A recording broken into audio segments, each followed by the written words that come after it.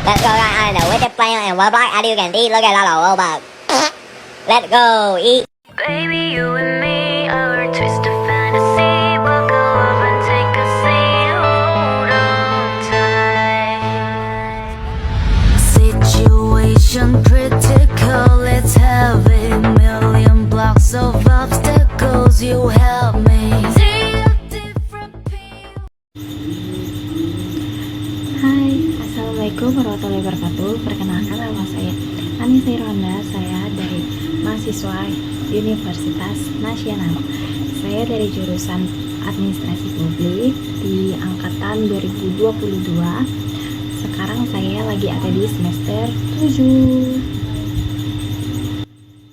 Di sini saya ingin membuat tugas untuk tugas 1 sebelum TS, yaitu saya ambil dari materi ke-7 yang berjudul dengan penganggaran berbasis kinerja atau yang disebut ABK. Yang pertama itu ada di sejarah penganggaran berbasis kinerja atau ABK, di mana penganggaran berbasis kinerja ini berkembang secara global sejak pertengahan abad ke-20 dan diadopsi secara resmi di Indonesia itu pada tahun 2000-an, yang sebagai bagian dari salah satu reformasi pada sektor publik. Secara global, konsep ABK ini berakar dari sebuah upaya untuk memperbaiki berbagai macam kelemahan dalam penganggaran tradisional yang akan berfokus kepada objek pengeluaran seperti pembayaran gaji, uang transport, atau pembelian barang-barang kantor dari yang dibutuhkan oleh karyawan hingga pemerintah pusat. Seperti yang kita ketahui bahwa anggaran merupakan suatu hal yang sangat penting dalam suatu organisasi, pada organisasi pemerintahan maupun organisasi daerah. Anggaran merupakan suatu hal yang sangat dirahasiakan, sedangkan dalam organisasi sektor publik itu anggaran harus bersifat transparansi, di mana semua hal yang ada di dalamnya itu harus diketahui oleh masyarakat, yang dimana hal ini untuk dilakukannya evaluasi, dikritik, dan diberikan masukan dalam rangka meningkatkan kinerja instansi pemerintahan yang dilakukan oleh masyarakat.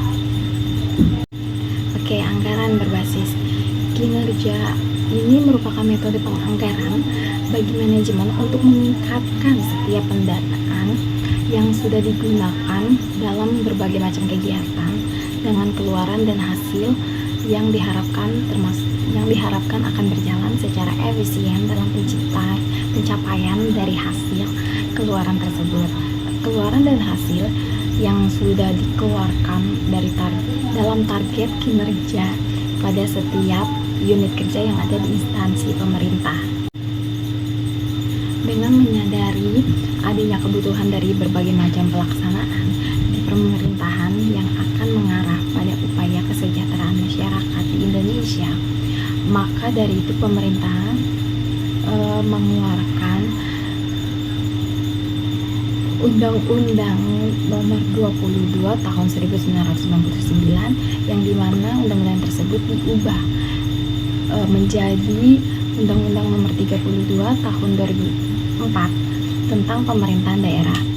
Hal ini juga pada tahun 2004 mengalami perubahan, di mana Undang-Undang Nomor 32 Tahun 2004 tentang perimbangan keuangan antara pemerintah pusat dengan pemerintah daerah. Selain undang-undang tersebut, itu masih ada satu undang-undang lagi, yaitu ada di pasal 7 Peraturan Pemerintah Nomor 21 Tahun 2004 tentang Kementerian Negara atau lembaga yang diharuskan menyusun anggaran dengan mengacu kepada berbagai indikator dari kinerja, standar biaya, dan evaluasi pada kinerja itu sendiri. Penerapan penganggaran berbasis kinerja ini akan mendukung berbagai macam alokasi anggaran terhadap prioritas program dan kegiatan yang ada di pemerintahan daerah maupun pemerintahan pusat.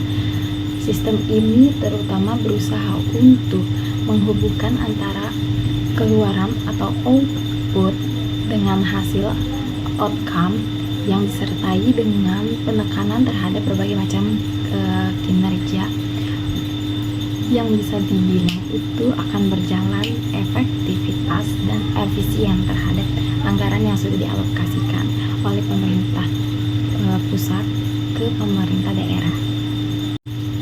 Pada proses penyajian laporan keuangan yang merupakan salah satu agenda dalam memenuhi kebutuhan bersama sebagaimana yang sudah diatur pada peraturan pemerintah yang sudah berlaku, itu dalam penyajian laporan keuangan yang disusun oleh pemerintah harus memuat berbagai komponen-komponen laporan keuangan yang harus dipenuhi.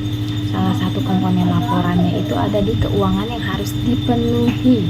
Tersebut adalah laporan realisasi anggaran di setiap tahunnya maupun setiap bulannya. Dalam peraturan tersebut sudah ditetapkan standar yang akan mengatur tentang bagaimana penyajian laporan, realisasi standar yang mengatur tentang bagaimana tujuan tersebut harus dicapai, yaitu tujuan dari penetapan berbagai dasar laporan realisasi anggaran untuk pemerintah dalam rangka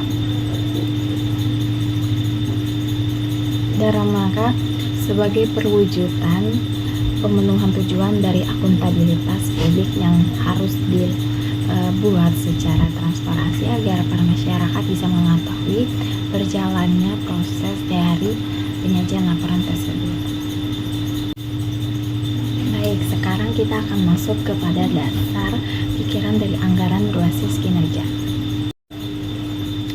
Dasar pemikiran anggaran berbasis kinerja ini ada rencana kerja berbasis perencanaan kinerja yang akan berpusat pada program kerja yang akan dikerjakan oleh pemerintah. Perhitungan dari kebutuhan dana untuk menjamin agar pelaksanaan program kerja bisa berjalan dengan lancar dan dapat mencapai target dari kinerja. Dari rencana tersebut terbagi menjadi 5 bagian, yaitu yang pertama ada program disusun berdasarkan prioritas dan kegiatan pendukung program yang akan dilakukan. Terus yang kedua itu ada rumusan dari hasil kegiatan yang sudah dilakukan. Dan yang ketiga ada rumusan dari indikator dalam narasi atau besaran target keluaran atau hasil. Terus yang keempat itu ada di indikator masuk dan indikator keluar yang sudah dikerjakan oleh pemerintah. Yang terakhir itu ada di nomor 5, yaitu tolak ukur dari kinerja itu sendiri, apakah sudah berhasil atau belum. Jadi pemerintah harus menjalankan 5 dasar hukum yang sudah disebutkan tadi. Selanjutnya itu ada di sinergi ABK. Apa sih sinergi ABK itu? Oke, jadi sinergi ABK ini dapat dilakukan dengan mekanisme koordinasi dari anggaran, dari berbagai bagian anggaran. Contohnya ada pada program kinerja pemerintah pusat yang diselaraskan dengan berbagai program kinerja pemerintah itu sendiri. Dan yang selanjutnya ini ada prinsip utama dari ABK. Prinsip utama dari ABK ini terbagi menjadi 3 bagian, yaitu 1 transparansi, yang kedua akuntabilitas, dan yang ketiga itu ada performance based budgeting. Oke, jadi dan selanjutnya ini ada di manfaat ABK, di mana manfaat ABK ini terbagi menjadi 2, yaitu yang satu keuntungan, yang kedua itu ada hambatan. Kita akan membahas keuntungan terlebih dahulu. Keuntungan dari manfaat ABK ini terbagi menjadi 4, yaitu yang pertama ada di memudahkan semua bentuk dari laporan dan kinerja yang sudah dikerjakan oleh pemerintah. Dan yang kedua itu ada pertanggungjawaban yang harus dipegang oleh pemerintah dari hasil laporan yang sudah dibuat. Dan yang ketiga itu ada identifikasi masalah. Jadi pemerintah itu harus mengidentifikasi masalah yang muncul pada laporan keanggaran, apakah itu wajib ditangani atau tidak. Jadi harus memprioritaskan kembali seperti